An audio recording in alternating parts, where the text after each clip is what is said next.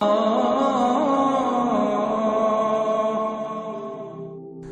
النور۔ اب یہاں 14 وہ جو صورتیں تھیں جو میں نے عرض کیا جو مکیات ہیں مسلسل، ان میں سے ایک سورہ حج کے بارے میں اور ایک سورہ رعد کے بارے میں بھی بعض لوگوں کا خیال ہے کہ وہ مدنی ہیں، لیکن واقعہ یہ ہے کہ جن کو بھی مکی اور مدنی صورتوں کے مزاج سے واقفیت ہو گئی ہے، جو اس کو پہچانتے ہیں، وہ جانتے ہیں کہ یہ سارا سلسلہ جو ہے مکیات کا ہے اور ان میں کوئی مدنی صورت نہیں ہے۔ کہیں کہیں کسی مدنی آیت کا شامل ہو جانا یہ بالکل علیحدہ بات ہے،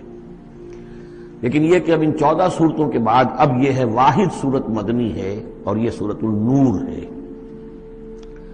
یہ سن 6 کے آس پاس نازل ہوئی ہے، سن 6 ہجری، اور اس میں ایک بہت اہم واقعہ جو آیا ہے وہ حضرت عائشہ صدیقہ رضی اللہ تعالی عنہا پر جو تہمت لگائی تھی منافقین نے، اور اس میں سب سے بڑا رول تو تھا رئیس المنافقین عبداللہ ابن ابی کا، لیکن یہ کہ اور دوسرے منافقین بھی اور ان کے ساتھ ہی کچھ سادہ لوح مسلمان بھی اس فتنے میں کہیں شریک ہو گئے تھے، متاثر ہو گئے تھے، اور یہ کافی یوں سمجھیے کہ خود حضور صلی اللہ علیہ وسلم کے لیے بھی اور حضرت عائشہ صدیقہ کے لیے تو بہت ہی زیادہ تکلیف کا اور کرب کا یہ دور رہا ہے۔ بسم اللہ الرحمن الرحیم۔ سورۃ انزلناها وفرضناها وانزلنا فیها آیات بینات لعلکم تذکرون۔ یہ ایک سورت ہے، یہ انداز کسی اور سورت کا نہیں ہے، اس انداز میں اس کا آغاز، اور سورۃن نکرہ کو اگر تفخیم کے لیے مانا جائے تو یہ ایک عظیم سورت ہے جو ہم نے نازل کی ہے اور ہم نے اس کو لازم کیا ہے تم پر، فرض کیا ہے تم پر۔ وانزلنا فیہا آیات بینات، اور اس میں ہم نے اتنی بڑی روشن آیات نازل کی ہیں، لعلکم تذکرون، تاکہ تم یاد رکھو، تاکہ تم نصیحت اخذ کرو۔ اس سورہ مبارکہ کا جوڑا جو ہے وہ آپ کو 8 مکی صورتوں کے بعد پھر جا کر ملے گا، اور وہ ہے سورہ احزاب۔ ان دونوں میں بڑی گہری مناسبت ہے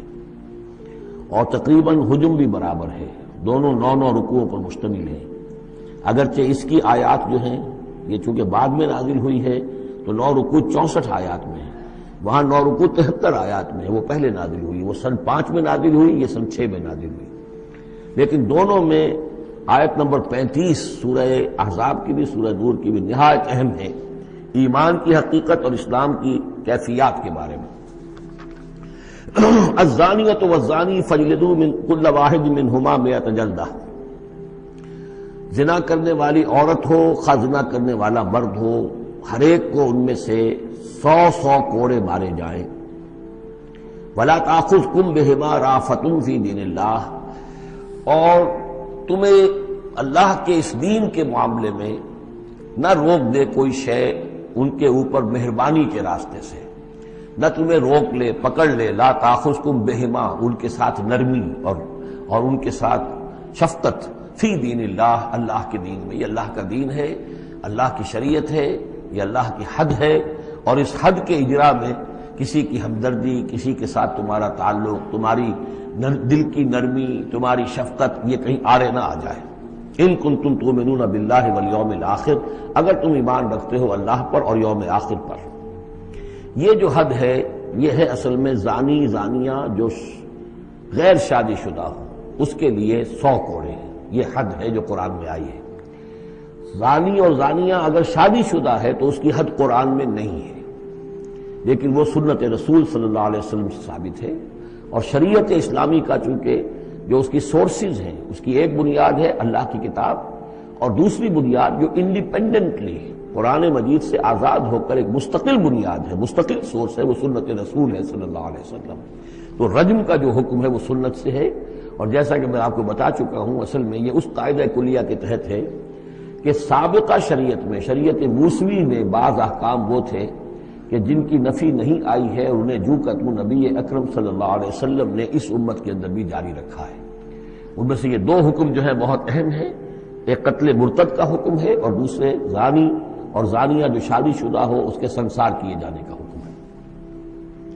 وَلْيَشْهَدْ عَذَابَهُمَا طَائِفَةٌ مِّنَ الْمُؤْمِنِينَ، اور چاہیے کہ جب انہیں یہ حد جاری کی جا رہی ہو، سزا دی جا رہی ہو، تو اس وقت موجود رہیں اور دیکھیں کچھ لوگ اہل ایمان میں سے، یعنی یہ پبلک میں ہو، اس لیے کہ اصل میں جو فلسفہ ہے اسلام میں جو سزاؤں کا اور تعزیرات کا، حدود کا، وہ ڈیٹرنٹ کا ہے کہ ایسی سزا ہو کہ جس سے بہت سوں کو عبرت ہو جائے۔ اگر آپ نے علیحدہ جا کر کہیں کمرے کے اندر کسی کو پھانسی دے دی تو ٹھیک ہے، لوگوں کو پتہ چلا کہ مر گیا، ویسے بھی مر جاتے ہیں لوگ، حادثے میں مر جاتے ہیں، فوت ہو جاتے ہیں، لیکن یہ ہے کہ اگر سر عام دار پر لٹکایا گیا ہو تو اب کتنے لوگوں کو، دیکھنے والوں کو عبرت ہوگی اور ہوش ٹھکانے آ جائیں گے۔ تو یہ فلسفہ ہے اسلام کا کہ تاکہ ایک آدمی کو سزا دی جا رہی ہو تو ہزاروں کو اس سے عبرت آئے۔ الزانی لا ينکح الا زانیۃ او مشرکۃ، کسی زانی شخص کے لیے روا نہیں ہے کہ وہ شادی کرے مگر کسی زانیہ عورت سے یا مشرکہ سے۔ یہ کسی قانون کے درجے میں بات نہیں ہے، بلکہ یہ ایک اخلاقی طور پر گویا کہ تعلیم دی جا رہی ہے کہ زانی لوگ تو اسی کے،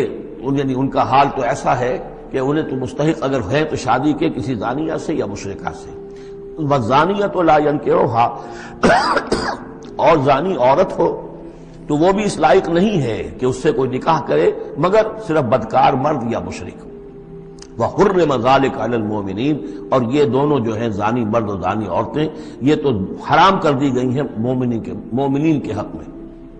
الا یہ کہ کوئی توبہ کرے، جو بھی ہے معاملہ وہ علیحدہ ہے اس سے۔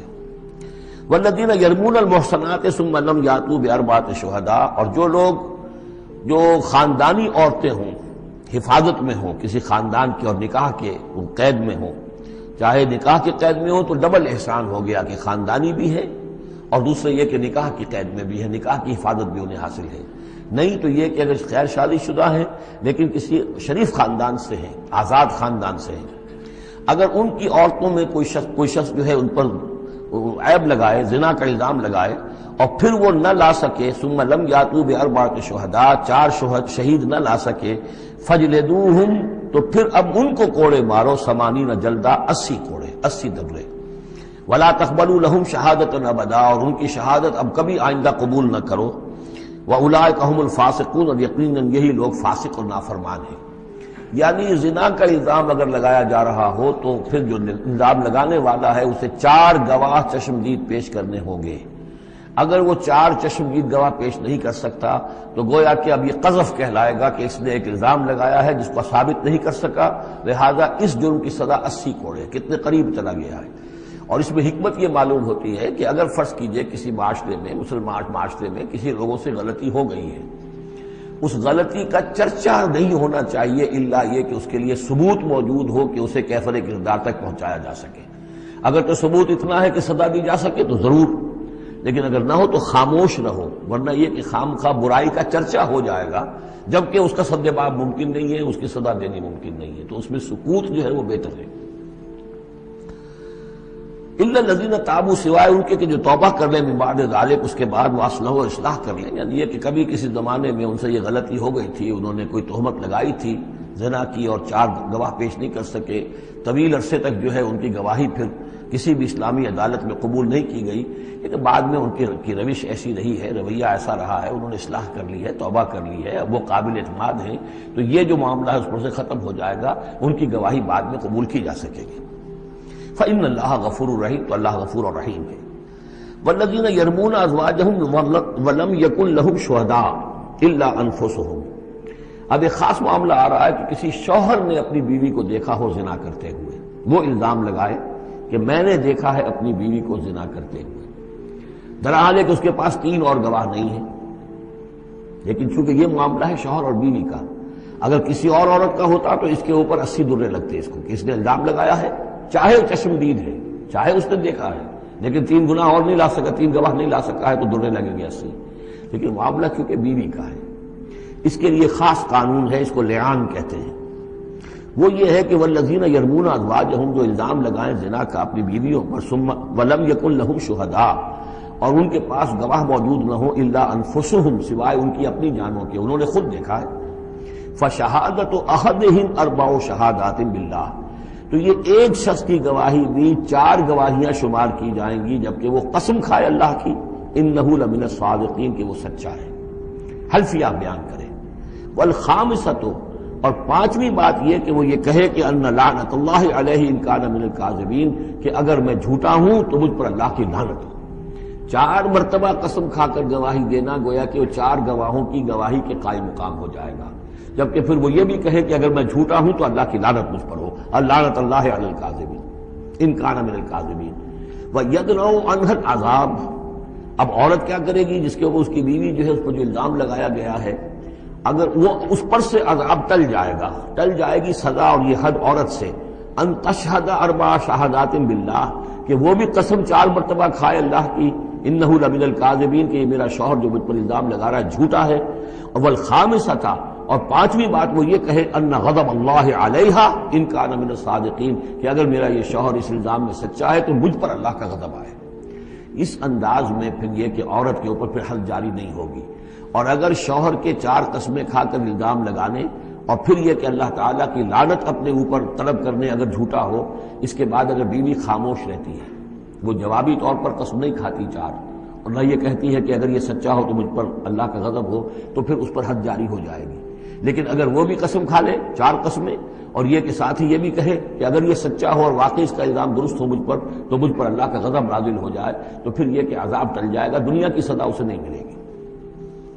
وَلَوْلَا فَضْلُ اللَّهِ عَلَيْكُمْ وَرَحْمَتُهُ، اور اگر اللہ کا فضل اور اس کی رحمت تمہارے شامل حال نہ ہوتی، وَأَنَّ اللَّهَ تَوَّابٌ رَحِيمٌ، تو گویا کہ یہاں پہ محذوف ہے کہ اگر اللہ کا فضل اور اس کی رحمت شامل حال نہ ہوتی تو تم بہت غلط راستے پر پڑ جاتے، تم کوئی بہت بڑا قدم اٹھا دیتے۔ وہ جو بھی واقعہ اب آگے آ رہا ہے یہ اس کے لیے تمہید ہے۔ وَأَنَّ اللَّهَ تَوَّابٌ حَكِيمٌ، یقیناً اللہ تعالیٰ بہت توبہ کا قبول فرمانے والا اور حکمت والا ہے۔ إِنَّ الَّذِينَ جَاءُوا بِالْإِفْكِ عُصْبَةٌ مِّنكُمْ،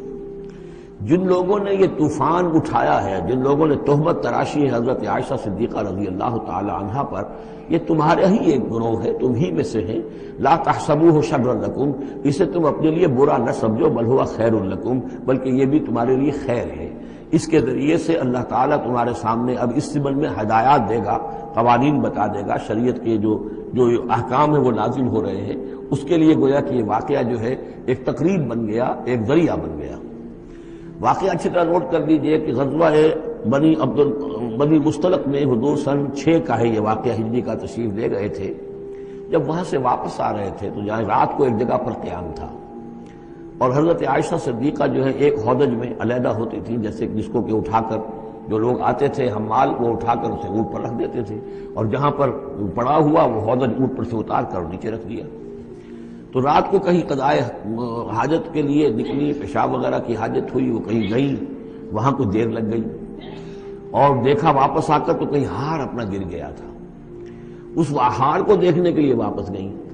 اتنی دیر میں وہ حمال آئے، اور حضرت عائشہ بہت دبلی پتلی تھیں، انہیں اندازہ نہیں ہوا کہ اس ہودج میں اس وقت ام المومنین موجود نہیں ہے۔ انہوں نے اٹھایا اور وہ کوچ کا وقت ہو گیا تھا، اونٹ کے اوپر رکھا اور قافلہ چل گیا۔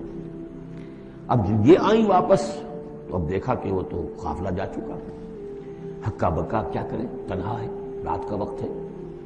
اس وقت انہوں نے بڑی عقل مندی سے کام لیا کہ اب اگر میں قافلے کے پیچھے دوڑی چلی تو پتہ نہیں میں کسی غلط راستے پر مڑ جاؤں، اور پھر وہ تلاش بھی نہیں کر سکیں گے مجھے، تو بہتر یہ کہ میں یہیں پر بیٹھی رہوں، تاکہ انہیں جب بھی خیال ہوگا کہ اس ہودج کے اندر جو ہے ام المومنین عائشہ صدیقہ موجود نہیں ہے تو وہ تلاش میں پھر یہیں آئیں گے۔ تو وہاں بیٹھی ہوئی تھی، رات کا وقت تھا، نیند آ گئی، سو گئی، اس سے آپ کا چہرہ بھی کھل گیا۔ تو ایک صاحب تھے صحابہ میں سے صفوان ابن معطل، ان کی ڈیوٹی یہ ہوتی تھی کہ وہ لشکر کے پیچھے پیچھے چلتے تھے۔ لشکر چل رہا ہے تو ذرا فاصلے سے کہ کہیں کوئی گری پڑی چیز رہ گئی ہو، کہیں کوئی بیمار ہو، وہ چل نہ پایا ہو لشکر کے ساتھ اور رہ گیا ہو پیچھے، تو پیچھے وہ دیکھ بھال کرتے ہوئے آتے تھے۔ انہیں دور سے نظر آیا کہ یہاں کوئی شے پڑی ہوئی ہے، گٹھڑی سی پڑی ہے کوئی، تو جا کر دیکھا، حضرت عائشہ کو پہچان لیا، اور وہ کہتے ہیں کہ میں نے اس لیے پہچان لیا کہ حجاب کی آیت کے نازل ہونے سے پہلے میں نے انہیں دیکھا تھا۔ حجاب کی آیت نازل ہوئی ہے سورہ احزاب میں، سورہ احزاب 1 سال پہلے نازل ہو چکی ہے، تو جب تک حجاب کی آیت نہیں آئی تھی، ظاہر بات ہے کہ وہاں پردہ نہیں تھا، کوئی نقاب نہیں اوڑھتی تھی خواتین، اور نہ امہات المومنین، لہذا پہچانتے تھے۔ تو وہ چونکہ چہرہ کھلا ہوا تھا ام المومنین کا، تو انہوں نے کہا انا للہ و انا الیہ راجعون، یہ الفاظ جو کہے تو حضرت عائشہ کی آنکھ کھل گئی، اور وہ پھر اٹھ کر بیٹھی، انہوں نے اپنا کپڑا درست کیا، لیکن پھر انہوں نے یہ کیا صفوان ابن معطل نے کہ اپنا اونٹ بٹھا دیا خاموشی کے ساتھ، حضرت عائشہ اس پر سوار ہو گئیں، اور وہ آگے اس کی وہ نکیل پکڑ کر وہ چلتے گئے اور قافلے میں پہنچ گئے۔ وہاں عبداللہ ابن ابی نے شور مچا دیا کہ خدا کی قسم تمہارے نبی کی یہ بیوی جو بچ کر نہیں آئی ہے، مطلب یہ کہ یہ تو اب یہ معاملہ جو رہا ہے، تنہائی رہی ہے، علیحدہ رہے ہیں، تو گویا کہ زنا کا معاملہ ہو گیا ہے۔ یہ اس کی جو بھی اس کی گندی سوچ تھی، ظاہر بات ہے کہ مکھی تو گندگی پر بیٹھتی ہے، اس کو تلاش رہتی ہے گندگی کی، اس کے لیے تو یہ ایک موقع مل گیا اسکینڈل اٹھانے کا۔ یہ اسکینڈل بڑھتے بڑھتے ایک طوفان بن گیا، اور اس میں بعض جو ہیں بہت ہی مخلص لوگ بھی، حضرت حسان ابن ثابت رضی اللہ تعالیٰ عنہ جو دربار نبوی کے گویا کہ سرکاری شاعر تھے، ان کا بھی معاملہ اس کے اندر ایسا ہو گیا کہ وہ بھی ملوث ہو گئے۔ تو یہ ہے واقعہ افک کا۔ لیکن اس کے بعد قرآن مجید میں پھر یہ آیات نازل ہوئی، اللہ تعالیٰ نے برات کر دی، اور پھر یہ کہ ان کی پاک دامنی اور پاک بازی جو ہے وہ ثابت ہو گئی، اور اس کے بعد یہ معاملہ رفع دفع ہو گیا۔ ان الذين جاءوا بالافك عصبة منكم لا تحسبوه شرا لكم بل هو خير لكم لكل امرئ منهم ما اكتسب من الاثم، اس میں جس شخص نے بھی جو گناہ کمایا ہے وہ اس کو مل جائے گا، اس کے حصے میں درج ہو جائے گا۔ والذي تولى كبره، اور جس نے اس کا سب سے بڑا حصہ وصول کیا، یہ ہے عبداللہ ابن ابی، جس نے اسکینڈل اٹھایا اور اسے بڑی قوت کے ساتھ، شدت کے ساتھ پھیلایا۔ والذي تولى كبره منهم له عذاب عظیم، اس کے لیے تو پھر بہت بڑا عذاب ہے۔ لولا اس سمعتموہ، مسلمانوں تمہیں کیا ہو گیا، کیوں نہ ایسا ہوا کہ جب تم نے یہ سنا تھا، ظن المؤمنون والمؤمنات بانفسہم خیرا، تو مومن مرد اور مومن عورتیں اپنے بارے میں اچھا گمان کرتی، یعنی یہ کہ حضرت عائشہ کے بارے میں ان کے بارے یہ گمان ہونا چاہیے تھا، انہیں فوراً کہہ دینا چاہیے تھا، وقالوا ھذا افک مبین، اور وہ کہتے فوراً کہ یہ تو کوئی بہت بڑی تہمت ہے۔ لولا جاؤ علیہ باربعۃ شہداء، کیوں نہیں وہ لے کر آئے 4 گواہ، اگر تو ان کے پاس گواہ تھے یہ بات کہنے کے لیے تب تو زبان کھولنی چاہیے تھی، اگر 4 گواہ نہیں تھے تو انہیں زبان بند رکھنی چاہیے تھی۔ فَإِذْ لَمْ تَأْتُوا بِالشُّهَدَاءِ، اس لیے کہ یہ 4 گواہوں والی آیت جو ہے یہ سورہ نساء میں اتر چکی تھی، سورہ نساء سن 4 میں آ چکی ہے، وہ ابتدائی احکام جو تھے کہ 4 گواہ ہونے چاہیے اس معاملے کے اندر، یہ آیت سورہ نساء میں آ چکی ہے۔ تو فرمایا کہ یہ کیوں نہیں 4 گواہ لے کر آئے، فَإِذْ لَمْ تَأْتُوا بِالشُّهَدَاءِ، اگر وہ 4 گواہ نہیں لا سکے، فَأُولَٰئِكَ عِندَ اللَّهِ هُمُ الْكَاذِبُونَ، تو یقیناً اللہ کے نزدیک اور قانون اسلامی کے نزدیک پھر وہی جھوٹے ہیں۔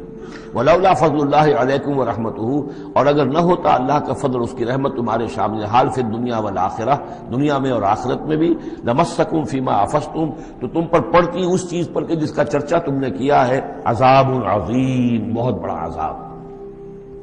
استلقونه بألسنتكم، یہ اصل میں انسانوں کی ایک عام کمزوری ہوتی ہے، اس طرح کی بات جو ہے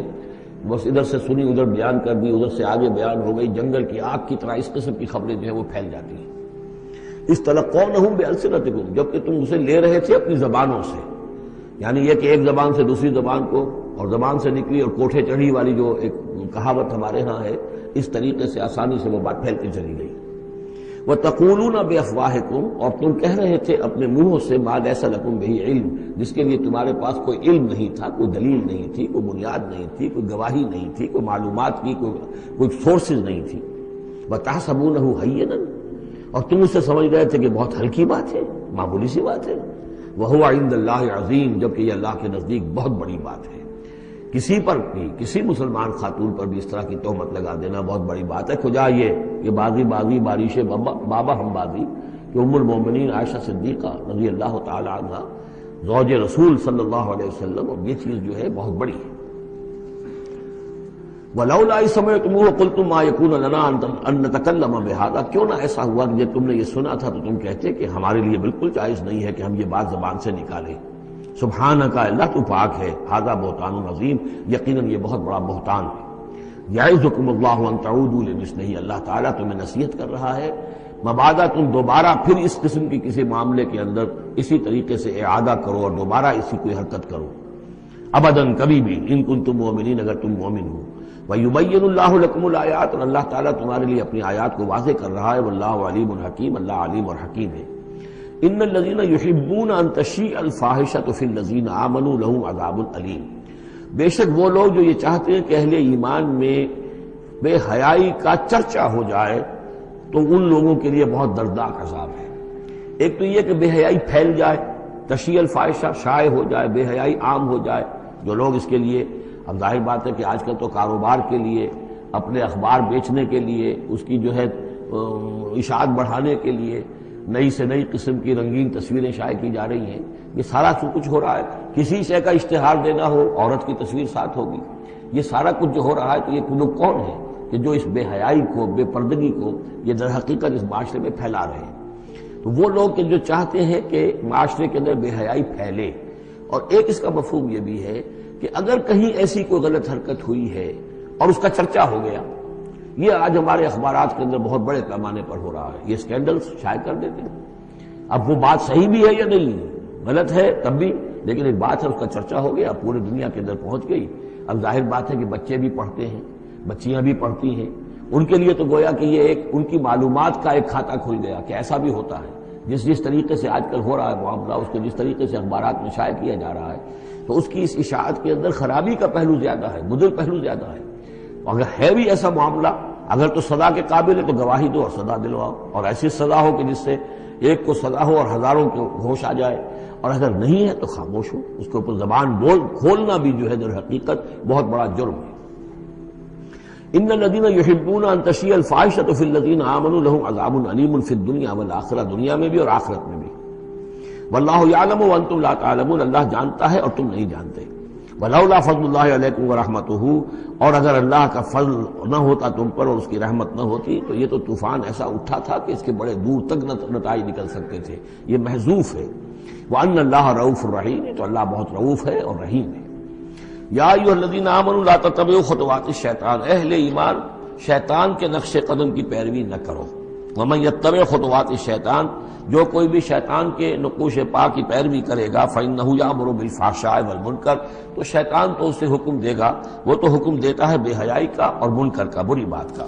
ولولا فضل اللہ علیکم ورحمتہ، اور اگر نہ ہوتا اللہ کا فضل اور اس کی رحمت تمہاری شامل حال،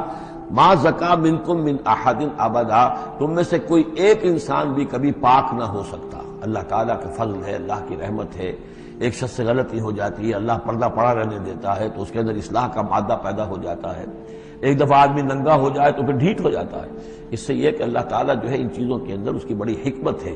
کہ اگر کوئی غلطی ہو گئی ہے فوراً نہیں پکڑتا، وہ اس کو مہلت دیتا ہے اصلاح کرے. ولولا فضل اللہ علیکم ورحمتہ، اگر نہ ہوتا اللہ کا فضل تم پر اور اس کی رحمت، ما زکا منکم من احد ابدا، تم میں سے کوئی بھی کبھی نیک اور پارسا نہ بن سکتا اور پاک نہ ہو سکتا. ولکن اللہ یزکی من یشاء، بلکہ یہ تو اللہ تعالیٰ ہی پاک کرتا ہے جس کو چاہتا ہے. واللہ سمیع علیم، اللہ سمیع علیم ہے. ولا یأتل اولو الفضل منکم والسعة ان یؤتوا اولی القربى والمساکین والمہاجرین فی سبیل اللہ. اس آیت کی بھی شان نزول ہے کہ حضرت ابو بکر صدیق رضی اللہ تعالیٰ عنہ کے ایک یا تو بھانجے تھے یا خالہ زاد بھائی تھے، حضرت مصطح. یہ حضرت مصطح جو ہے غریب آدمی تھے اور حضرت ابو بکر ان کی مدد کیا کرتے تھے، پیسے سے، مال سے ان کی ضرورت جو ہے پوری کرتے تھے. لیکن یہ مصطح بھی اس میں شریک ہو گئے. حضرت عائشہ صدیقہ رضی اللہ تعالیٰ عنہ پر جو تہمت کا معاملہ چلا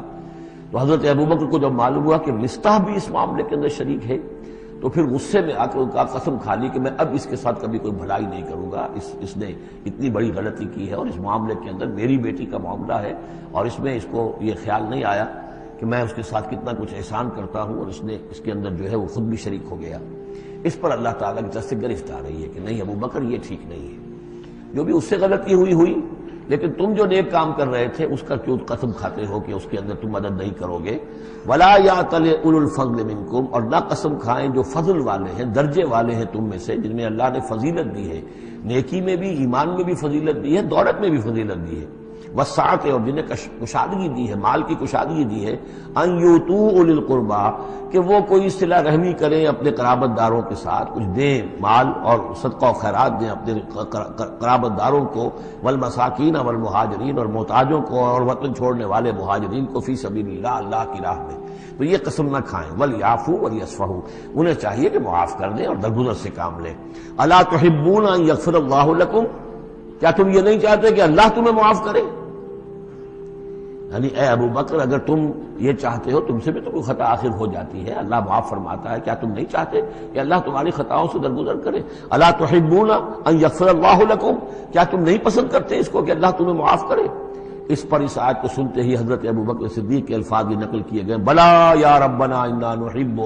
کیوں نہیں پروردگار، ہم ضرور چاہتے ہیں کہ تو ہمیں معاف فرما دے. انہوں نے اپنی قسم کا کفارہ دیا اور اس کے بعد جو بھی وہ کرتے تھے ان کے ساتھ بھلائی اور نیکی، اس سلسلے کو جاری کر دیا. واللہ غفور رحیم، اور اللہ تعالی غفور ہے اور رحیم ہے. ان الذین یرمون المحصنات الغافلات المؤمنات، یقیناً وہ لوگ کہ جو تہمت لگاتے ہیں ان پاک دامن عورتوں پر کہ جو غافل ہیں، جن کو ان چیزوں کا ہوش بھی نہیں ہے، جن کا گمان بھی ادھر نہیں گیا، المومنات اہل ایمان میں سے، لعنوا فی الدنیا، ایسی معصوم اور پاک دامن عورتوں پر جو تہمت لگانے والے ہیں ان پر پھٹکار ہے دنیا میں بھی اور آخرت میں بھی، ولہم عذاب عظیم، اور ان کے لیے بہت بڑا عذاب ہے۔ یوم تشہد علیہم السنتہم وایدیہم، جس دن کے ان کے خلاف گواہی دیں گے، تشہد علیہم، علی کو نوٹ کر لیجئے، جس دن کے ان کے خلاف گواہی دیں گے، السنتہم ان کی اپنی زبانیں گواہی دیں گی، وایدیہم ان کے اپنے ہاتھ گواہی دیں گے، وارجلہم اور ان کے پاؤں گواہی دیں گے، بما کانوا یعملون، اب جو کچھ عمل وہ کر رہے تھے۔ یہ ہاتھ ہمارے پاس اللہ کی امانت ہے، میں اس سے غلط کام کر رہا ہوں تو یہ انڈر پروٹیسٹ میرا حکم تو مان رہا ہے، اس لیے کہ اللہ تعالیٰ نے مجھے میرے حوالے سے کیا ہوا ہے، لیکن اس کے اندر پروٹیسٹ ہے، قیامت کے دن یہی میرے خلاف مقدمہ کرے گا، پروردگار تو نے مجھے اس کے حوالے کیا تھا اور یہ مجھ سے میرے ذریعے سے غلط کام کرتا رہا۔ یہ پاؤں جو ہیں ہمارے خلاف گواہی دیں گے کہ پروردگار ہم اس کے تابع تھے، اس کے حکم کے مطابق چل رہے تھے، یہ بدبخت ہمیں چوری کرنے کے لیے جاتا تھا تو اس کے لیے استعمال کرتا تھا، یا کوئی اور برا کام کرنے کے لیے ہمارے پیروں ہمیں استعمال کرتا تھا۔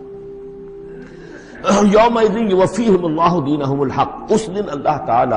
ان کا پورا پورا بدلہ ان کو دے دے گا۔ یہ دین کے لفظ کو یہاں نوٹ کیجئے، دین بدلے کو کہتے ہیں، دین